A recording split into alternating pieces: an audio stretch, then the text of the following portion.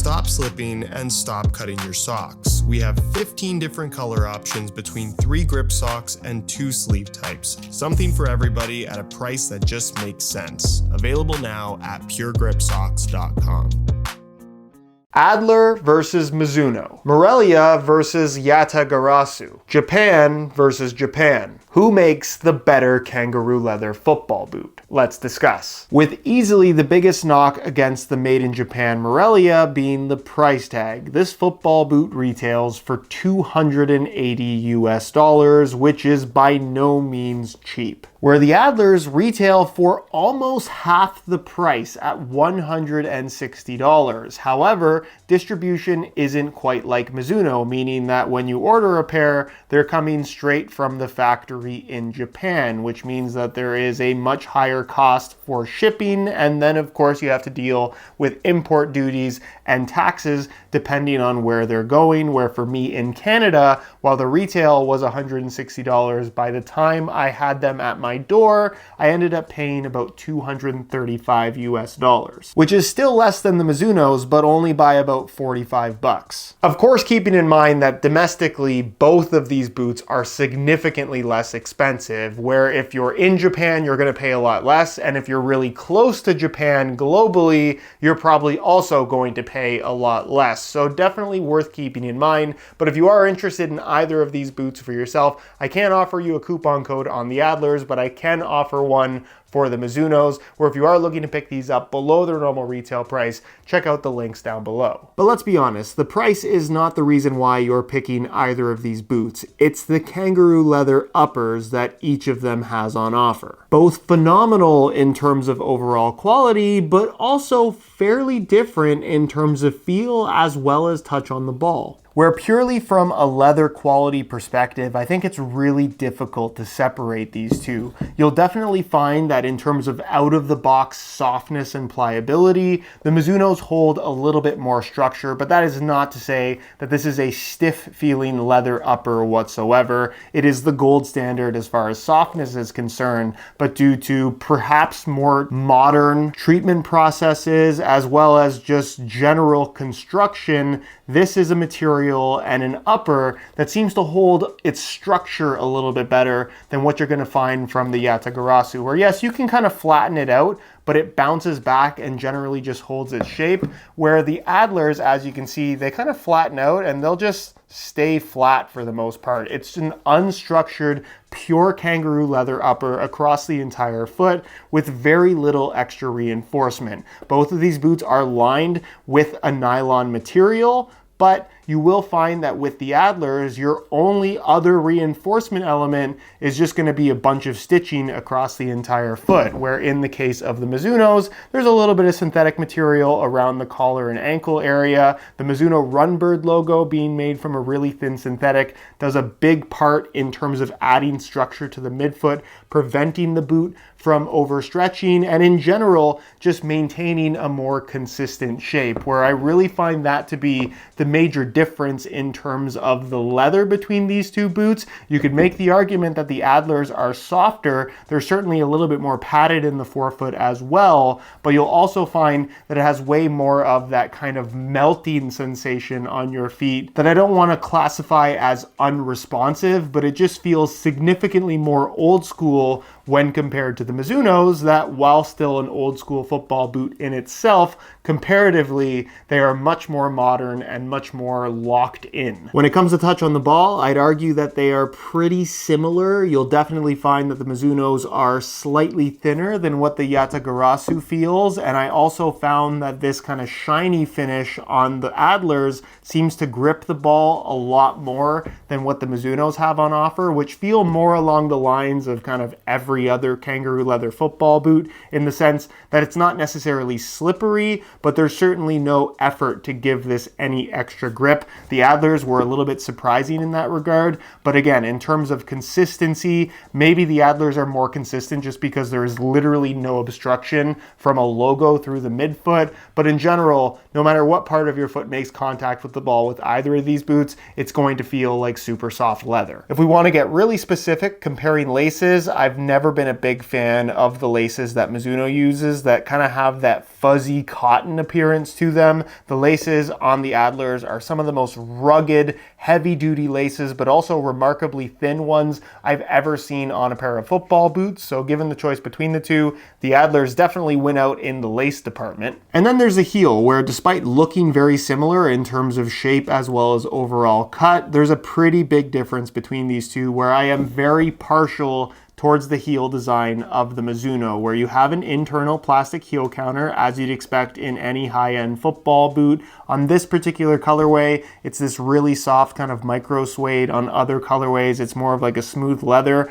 Regardless, it feels really good against your heel, where there's a decent amount of padding running almost all the way down, or at least further down than what you're going to find from the Adlers, with a nice amount of thin padding along the sides of the ankle area as well, with shaping that just feels incredibly comfortable. As far as heel design is concerned, it's one of the most comfortable ones of any football boot that you can buy.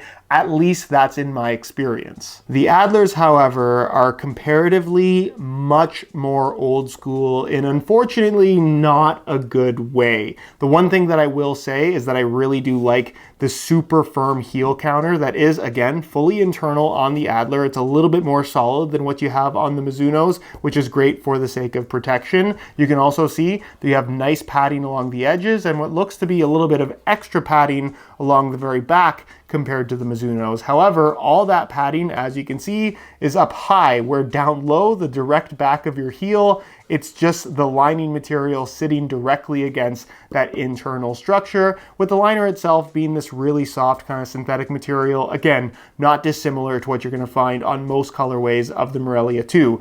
No issue with that. It's the shaping and lack of padding in the heel, along with a surprisingly shallower than I was expecting fit, which is kind of the opposite of what you'll find from most old school football boots like this. The Copa Mundial is the example that I like to use as having a really deep fitting heel. This is kind of the opposite of that, where lockdown isn't necessarily an issue. They also give you that extra anchor lace hole if you really are finding that your heel is slipping, but unfortunately it's your heel sitting directly against that hard internal structure that isn't quite as comfortable as what you're going to find from the Mizunos. Personally, I didn't find it to be an issue based on the shape of my heel. I was able to get used to the feel and blisters weren't a concern. However, when I did post my review, there were quite a few people that did struggle with blistering, and that lack of padding is really the reason why. If they put more padding down low, I think this boot would be infinitely more comfortable. So again, in terms of side-by-side comparison, the heel area on the Mizunos I just found to be a lot better. Moving to the inside of the boots, you'll find the insoles, where the Mizunos feature what is a pretty standard high-end football boot insole, a single layer of relatively thin foam, and what is a relatively premium kind of synthetic microfiber liner on the surface that actually does grip your socks quite nicely and generally just feels soft. But in all honesty, this is the bare minimum, especially considering the $280 price tag. Where the Adlers actually come with two sets of insoles, the first of which is a super cheap generic one that I'm not even going to show you, and the other one is a collaborative effort with a company called Realign, where, as you can very clearly see, this insole has some extra material and some contouring that you don't normally find in a pair of football boot insoles, where there's legitimately some arch support and extra cushion in the midfoot and heel that, like I said, most football boot insoles do not have. The foam itself is on the firmer side, but it needs to be for the sake of this more structured design,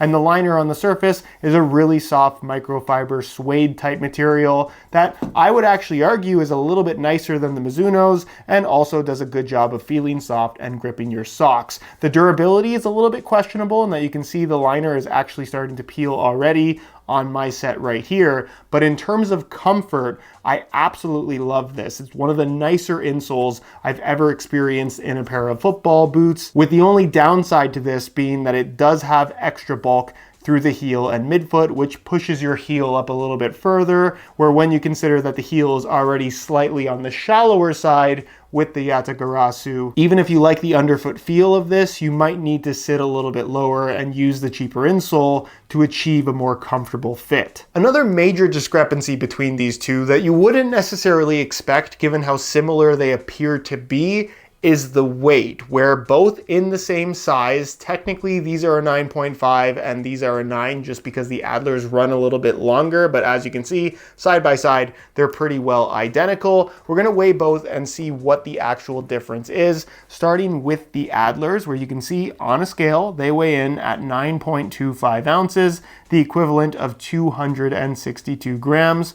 We'll change the scale back to ounces and we'll throw on the Mizunos, and you can see that they weigh in at 7.5 ounces, the equivalent of 212 grams, which is a fairly large weight difference of 50 grams in favor of the Mizunos, where despite their old school appearance and full kangaroo leather construction, they are as light as most top-end football boots these days, where comparatively, the Adlers are certainly not heavy, but they are heavier than the average modern football boot, hence why they also feel a lot more old school on your feet than the Morelias do. Moving to the base, you'll find two fairly traditional looking sole plate and stud patterns, maybe the Adler's looking a little bit more old school, although I really appreciate the nylon stitching along the entire border of the sole plate, connecting it to the upper. You don't necessarily get that on the Mizunos, although durability with both of these boots, because of how well made they are, shouldn't really be much of a concern. But the sole plates is where you're going to find the major difference between these two, in that the Mizuno, again, despite its more old school appearance, is made from modern plastics and is relatively thin compared to, again, say something like a Copa Mundial. It has nice flexibility, but at the same time feels nice and solid underfoot, and is basically a modern interpretation of a very traditional design. The Adlers, however, feature a sole plate design that looks even more simple, just made from a single piece of plastic. However, pull the insoles out and look underneath, and you'll notice what looks to be like a silver carbon fiber lining the underside of this plastic sole plate. It's not carbon, however, it is a Carvo material, which we also see Mizuno use, not on the Morelia, but on the Alpha line in particular. That is a material designed to be responsive, and you'll definitely find that this sole plate, despite the way that it looks from the outside, has more of that kind of spring back effect that you'd expect to find from, dare I say, a pair of speed boots, but instead it's on a football boot that looks about as old school as you'll find these days. Is it quite as responsive as a modern speed boot? No, not necessarily, but in comparison to the Mizunos, they definitely have a little bit more of that kind of springy underfoot feel, which I really do like. If I could put this sole plate material on the Morelias, I absolutely would. And then as far as traction is concerned, you're kind of splitting hairs to suggest that one is significantly better than the other. As you can see, you get one extra stud in the forefoot with the Mizunos compared to the Adlers. However, you don't get these angled front two studs on the Mizunos like you do on the Adlers, which is something that I really like. They're angled in such a way to allow you to kind of scoop the ball a little bit more easily without having those front studs kind of catch the ground, which I really do like. Is it necessarily reason to pick the Adlers over the Mizunos? For most people, probably not. But again, in terms of traction, there isn't much of a difference here. When it comes to the fit, feel, and overall comfort on feet, the beauty of a full kangaroo leather football boot with leather as soft as both of these have is as you break them in, they're going to form to the exact shape of your feet. So, being that these are both broken in pairs of leather football boots, from a fit and shaping perspective, they are nearly identical. The only difference that you're going to find between these two is going to be that heel area, where there's just more depth to the heel with a little bit of extra padding on the Mizunos when compared to the Adlers, which I just find to be more comfortable. And I think most people, given the chance to try both of them, would probably agree with me on, just because the Adlers, like I said, are a little bit more shallow and more lacking in terms of overall padding. What you'll also notice when it comes to actually playing in these football boots is while the leather is extremely soft on both, the Mizunos certainly have a little bit more structure through the midfoot because of that Runbird logo that Mizuno have cleverly used as a very subtle reinforcement. And like I said, subtle is the best way to describe it, because in terms of responsiveness, if that's what you're after, neither of these boots are going to be the best option out there. But comparatively, the Mizunos feel much more stable and secure when it comes to quick cuts and changes of direction compared to the Adlers, which are just super soft leather all the way through with minimal interference, which again is not a bad thing, but it certainly feels a lot more old school when compared to the Mizunos that just have more of that kind of modern, dare I say, normal feel when you're comparing either of these to most of the usual suspects in the high-end football boot world. In terms of width, like I said, both of these are full leather uppers, so they're going to stretch to the shape of your feet as you wear them in. So as long as you don't have exceptionally narrow feet, both of these boots should work quite well. I would say the Adlers out of the box are definitely going to be a little bit wider than the Mizuno, so definitely keep that in mind. And then as far as sizing is concerned, I am not wearing these boots in the same size. The Mizunos run true to size like most normal football boots. Yes, they're going to stretch and you want them to fit very snug out of the box,